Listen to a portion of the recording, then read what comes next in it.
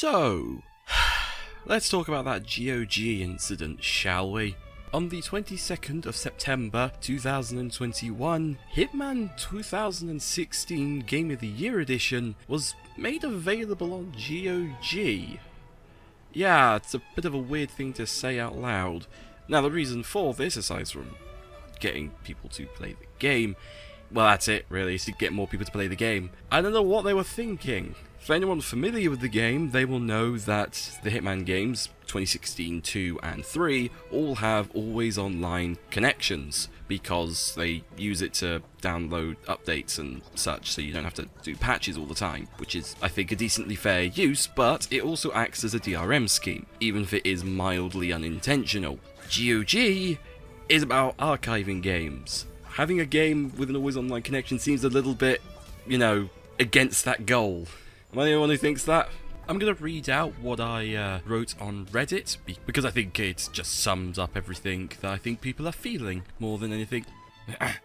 I know I will not likely read this, but here we go. The fact this even exists kind of suggests you, as a company, are willing to make an offline version of Hitman. However, as with H2 and H3, it's hamstrung by the lack of a progression and unlocks offline. While I'm not a massive fan of unlocks being tied to the online, I get why in the sense of an anti-piracy measure. However, I am still your customer, and this is a predominantly single-player experience. So making a progression path offline seems to be something that should have happened ages ago. Transferring unlocks to offline was a good start back in 2016, but that simply is not good enough anymore. There are items in this game that cannot be gotten offline, such as the various elusive target suits. Hokkaido will always have a restricted loadout when you start it, and there's no point in playing offline when there's nothing to work toward.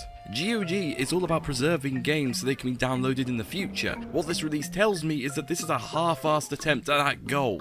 So a TLDR, make offline mode worth playing. It's been 5 years since the last proper change to WoW's offline gameplay, and it's not a good look when mods are doing what you refuse to do. Get on it. Honestly, I don't think I could add much more. I'm gonna end it here.